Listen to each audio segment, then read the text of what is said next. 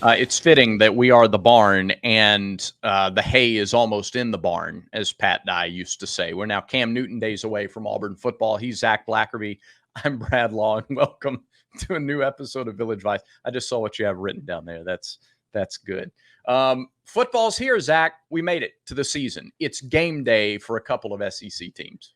Yeah. I mean, week 0 was fun just because of the excitement of Georgia Tech upsetting FSU, but that was it. Everything else was like, okay, this is pretty boring. But the appetizer was good, but we are ready for the full-blown meal. And SEC football starts tonight, and that's what we've been waiting so long for. I want to ask you that neither one of these games are going to be competitive tonight. Missouri is playing, I think, Murray State. Mm-hmm. Yeah, Missouri's playing Murray State. They're a 48-point favorite. Arkansas is playing Arkansas Pine Bluff in Little Rock. They're a 48.5-point favorite. Yeah. So these aren't attractive matchups. But just for fun's sake, which game is, closer, or which team wins by more when both are 48-point favorites? Who do you like? My gut says Missouri, just because we assume how good they're going to be offensively. They're going to be able to score points on anybody. You'd have to think they're going to be able to score points tonight. But was talking with John Miller, who covers Missouri better than anybody over at Locked On Mizzou, and he's like, "Look, Missouri's going to win by a lot, but I'm not betting on this spread. I don't know if they win by 40 plus points, but they are going to win handsomely." So that does give me a little bit of pause, but I still will say Missouri wins by more. What do you think? Yeah, I don't know what to think. Arkansas has a brand new quarterback, their Boise State transfer. They have Bobby Petrino back in charge of the offense. Yeah. Second time he's been brought in as many years to coordinate an offense for a coach that is the seats warm. So, did it work last time? No, it didn't work last time. Worth noting. Sure. I don't know that it works this time, but it'll be different. And I think they're out to prove something. Like, they really need to put on a great show for their fans. And so I think I'll probably go the other way and say Arkansas wins by more than Mizzou. Although Brady Cook, Missouri, third leading returning passer in the SEC. There's no question that he's outstanding. So, and the other is unknown, but I'll go with the unknown because they have more to prove. Yeah, they do certainly have more to prove, and it is kind of a weird rivalry thing as far as in-state stuff goes. I could see Arkansas people caring about this. So, yeah, I don't think that's a bad pick. I'm just going with, I think Missouri's offense is elite, and I don't know if it gets stopped tonight. So that's my thought process. While we're on the subject of SEC games, I want to ask you a couple of predictions. All right. First, let's tell you that the show, as always, Village Vice is always presented by mybookie.ag. At mybookie.ag, they're giving you a 50% welcome bonus. Insane. 50%, Zach. That's, 50. Can I tell you what I would do if I was allowed?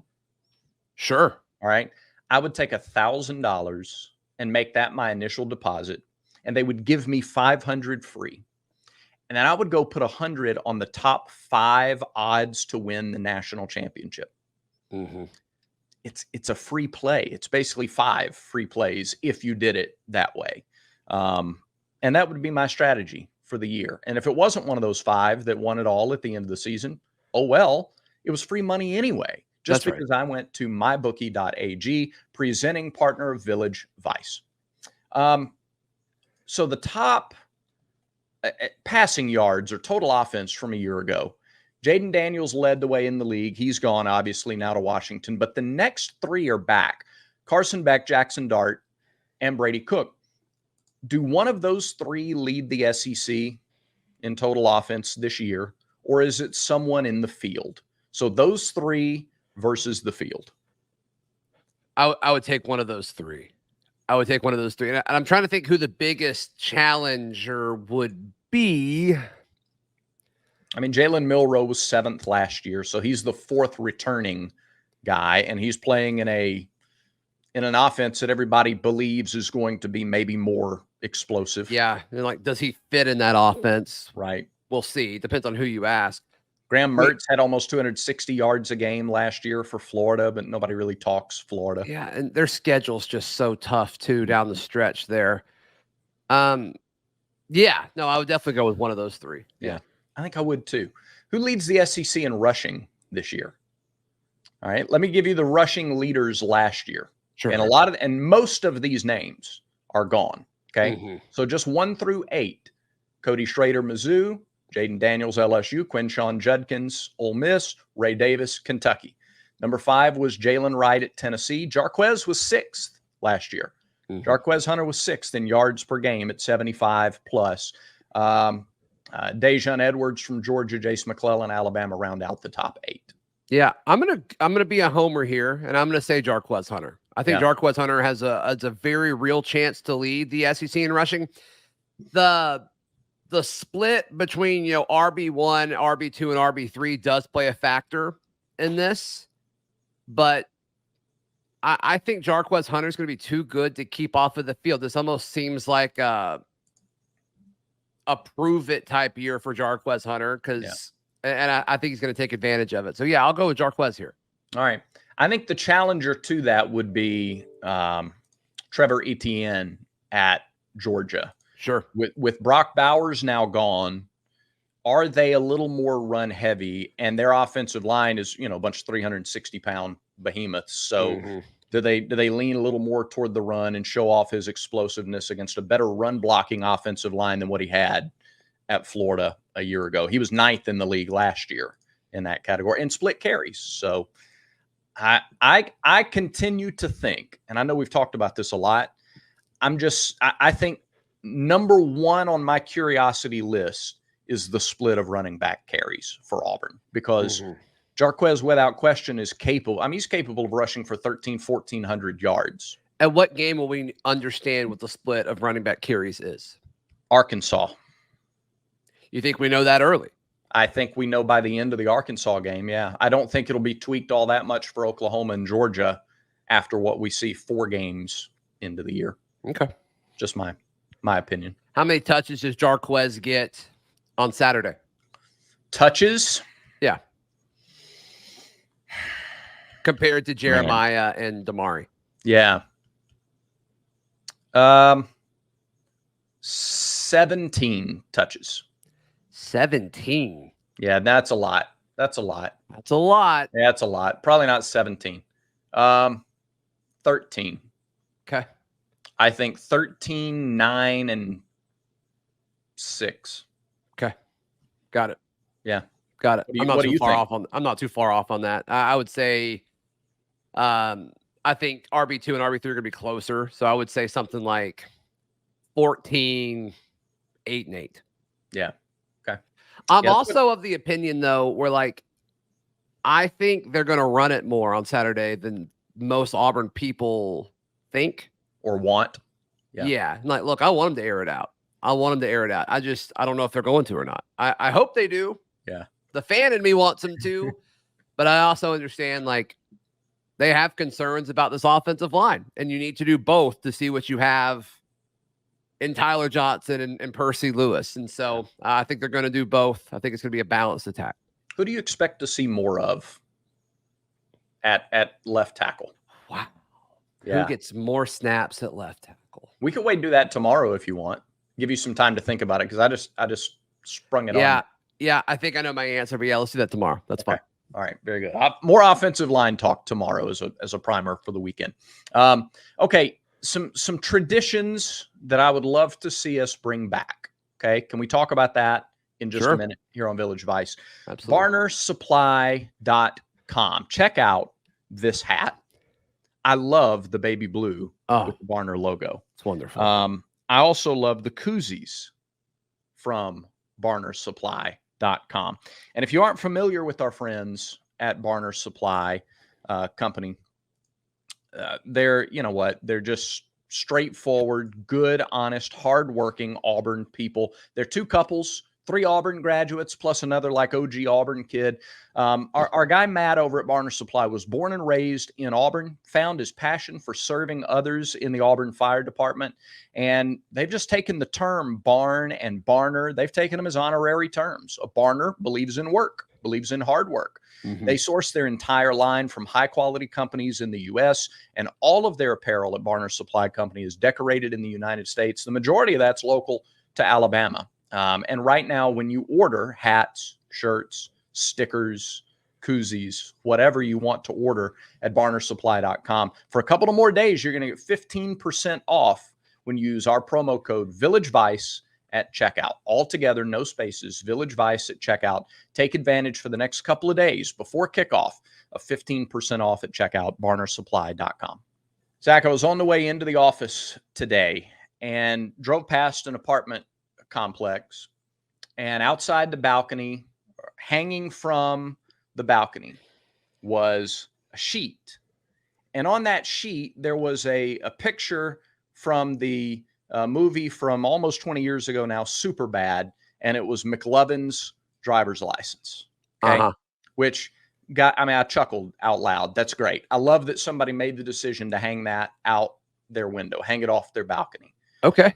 But it made me think back to driving into campus in yesteryear and seeing all the fraternity houses and apartments, and they had their sheets with their game day messages out there. Some of them in the 90s were for Lee Corso, and they were a little off color, but that was the 90s. Others just say like, we love the team and go Tigers and War Eagle and, beat the Bulldogs and stuff like that.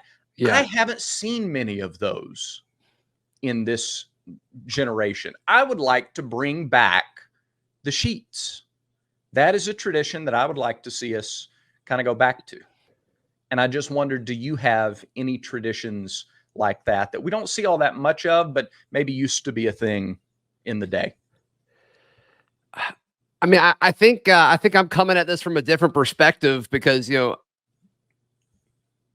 I kind of grew up in the same era that we're in. I don't think there's been as much change as going to games in the 90s. And I don't really remember any games that I went to in the 90s. I was too young. So I don't know if I really have any that are like that glaring. Like all the traditions that I love and loved as a kid or a kid in middle school or in high school, like we still kind of have all of them. So I don't really have a good answer to this. Why do you think they stopped doing the sheet thing? Do you think it's because like the internet is your bulletin board now, and so you can just kind of tweet memes, which essentially this is what kind of memes were before you had Twitter and social media? Do you think that's why, or do you think it's a laziness component or what? It's a great question. If students didn't still dress up for games, I would lean to the laziness component, but you're still going to the trouble of getting, a lot of these, especially in the fraternity sorority system, you're dressing up for the games. So you're keeping that tradition intact. And we still have the homecoming parade, and you still have the floats that are decorative, and they put a lot of work into those. And now look, I know there's a lot of stuff going on the Thursday night and Friday night before a game. I understand that social component of it, but I don't know. It was kind of neat to see all those sheets hanging from the houses on game day in the past. Yeah. And I've seen pictures of it and all that. Like, it seems cool. Yeah, that'd be cool to bring back for sure. I'll tell you another thing I would kind of like, and I know I'm in the minority on this, and it's because I don't have to do it, but I do miss the days of coaches wearing shirts and ties and coats sometimes on the sideline. But I miss the shirt and tie day. I know like Al Golden still did it a few years ago. Yeah. I don't know if anybody is left that still coaches in a shirt and tie. Yeah, I mean, you're even seeing it less in basketball too. I mean, you saw Pearl step away from that a few years ago, and I love his quote. He's like, "That's no way to go to work." And it's like, yes, I agree with that. Yeah, I mean, I don't know. I don't mind what they wear. I don't ever really think about what other people are wearing, but no, I know. And you're also a Patriots fan, so you like the team where Belichick wore a hoodie with sleeves cut off. So. Sure. And I think the Charlotte coach does that now, not the Not the Carolina Panthers coach, but the Charlotte 49ers. Got it. Yeah. So Got it. I wonder if we're heading there. Can you imagine it? Can you see a day where like the Auburn or any SEC coach coaches in a sleeveless hoodie? I think the Hugh Freeze like quarter zip that he consistently coaches in. I think that's like the perfect balance of like, I'm not going to put too much effort into this, but like I am going to look presentable. I think that's the perfect balance. The hoodie. That's what you put on when you're running behind it on a Sunday morning for church, and it's like, goodness gracious, it doesn't matter what I'm wearing underneath. I'm just going to wear the quarter zip, and that's going to be enough. Yeah. And nobody's going to think anything of it one way or the other. I love the quarter. The quarter zip is a wonderful invention. You can wear it over a polo. You can wear it over a T-shirt. Like the quarter zip is a wonderful fashion invention. You know who makes the best quarter zips out there? I know my favorite quarter zip comes from Roback. That's where my favorite one comes from as well. Roback.com. You can use promo code VICE20 to get 20% off your order. They've got quarter zips. I wore one this past Sunday. I was running a little bit late. It didn't matter because I just threw on the quarter zip and boom, I got some time back, baby. And nobody said anything. They've also got polos. I'm wearing my Roback polo. I'm going to the PGA Tour Championship tomorrow, Brad. Nice. I'm gonna be wearing all sorts of Roback stuff. I'm gonna fit in. People are gonna think I'm great. It's gonna be awesome. So go to Roback.com. Use promo code VICE20. Also want to tell you about the barn, Auburn.com. Yeah. It's Auburn's newest, favorite, best message board. The barn, Auburn.com. You can go ahead and hop in today for $1 for your first month. $1. There's nothing binding there. If you don't like it, cancel it. That's on us, not on you. So be sure to check out the barn, Auburn.com. You also can sign up for a premium membership. And if you do that, that's for the entire year. And you also can get you'll get a free shirt for the barn with our logo on it. I think it looks great. So check that out, thebarnauburn.com.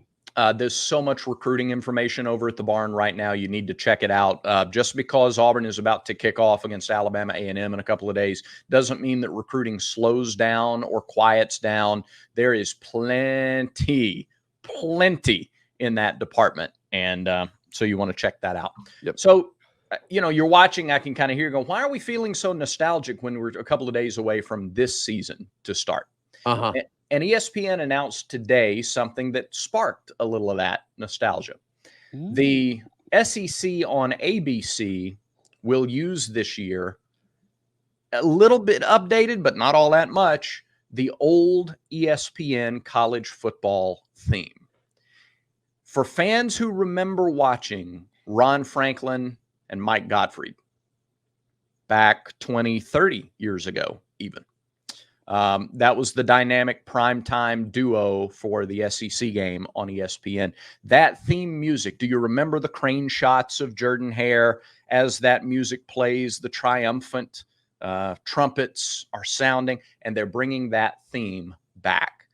And I'm pretty critical sometimes of what ESPN is trying to make college football, but I love this decision. I kind of have a heart for nostalgia anyway, and I love the old theme, and I'm excited that they're bringing it back. Yeah, I think that's awesome. I'm all for that. And I think that's kind of ESPN also going back to its roots. Like that's when it was really truly dominating, all the other sports networks. And now I don't know if that's necessarily the case anymore. So I think that's great. I think it's a great move by them strategically as well. Speaking of like us watching stuff, have you watched, I know you've been incredibly busy this week, but have you watched the Sign Stealer documentary on Netflix yet about Connor Stallions and the Michigan stuff? I haven't. You mean the hit piece? No, I haven't. I haven't watched it. Wasn't a hit piece. No, I went in expecting that too. Oh, it makes him look like he is a hero. Well, he delivered Michigan he helped. He was one part of the group that helped deliver Michigan a national championship. You being a Michigan super fan, right? You're gonna love it. Sure. Well, then I'll have to check it out. Yeah, that may be on the maybe on the Sunday viewing. Yeah, maybe so. Check that out after church. I expect you to say yes to that, and we were going to talk about it, but nope, we can't do that. So never mind. Well, what are the things I need to be looking for in it? Like without ruining it, without giving it away. Like, I mean, we all know. Yeah. So I mean, obviously to tell the story, you have to lay the groundwork of like what the culture of stealing signs is, Mhm. or at least paying attention to your opponent's signs is in college football. And so they lay the groundwork of like how there are folks on everybody's staff that does this, and the exchange of information. And it's fascinating. And of course, this is from Connor's point of view. And he's going to like, of course, he's going to want to be like, well, everybody does this, right? That's going to be the case that he's going to have to defend himself. So like, there is some like context, like, does everybody truly do this? I don't know. Do we think that not everybody does it? I think there's a section of people that think that not everybody does it. Yes. Okay. Yes. But then like the middle chunk is like everything he's doing is allowed, is you can't have in-person scouting. Like that was the big thing, which I think is a little bit of crap, but whatever. Like if that's the rule, that's the rule. Everybody's got to play by it. But I don't know. Them laying the groundwork of the culture of it within college football, and they kind of described it as like this underground network of like people on everybody's staff communicating. And I thought that was pretty eye-opening and fascinating. To me, that was the coolest thing. So without watching it, I buy that. Sure. This is a multi-million. I'm like multi. It's very pro Connor. It is very pro Stallions, pro Michigan, anti NCAA. Yeah. Okay. Well, go blue. We'll check it out then. There you go. There you go. Before we go, we talked about the 2 SEC games tonight. Yeah. Not to date the episode all that much, but is there a game that really like that you're going to be interested in following tonight? Tonight, Utah. Okay. Utah, just because I want to see. Oh my goodness, I'm blanking on their quarterback. I love their quarterback. What is his name? Cam Rising. Cam Rising. I'm a big fan of him. I was pretty bummed when he got hurt last year, and so I mean Utah's a team that I've always kind of like naturally pulled for. So they're probably my top 5 like favorite college football teams. So watching them play Utah Tech, I believe tonight. Southern Utah, they're 38-point favorite. Yeah, Southern Utah. Just to see kind of Cam Rising back out there. I'll look forward to that. Yeah, that's very good. There's intrigue with Colorado, North Dakota State. There's intrigue with North Carolina at Minnesota. North Carolina 2-point favorite on the road in that game. Jack State, Coastal Carolina is the one that I'm particularly interested in, just because I grew up 12 minutes from the Jack State campus, and so I'll be tuned in to Mike Paris and the Gamecock crew, and hopefully they get it done up there against the Chanticleers. Yep. The Grayson McCall-less Chanticleers. That's right. Yeah. That's right. All right, Brad, I think that about does it for today's show. It does. Thanks, everybody, for watching, for commenting, for sharing with others, and for subscribing to The Barn. Until next time, remember, everyone has vices. Make sure Village Vice is one of yours.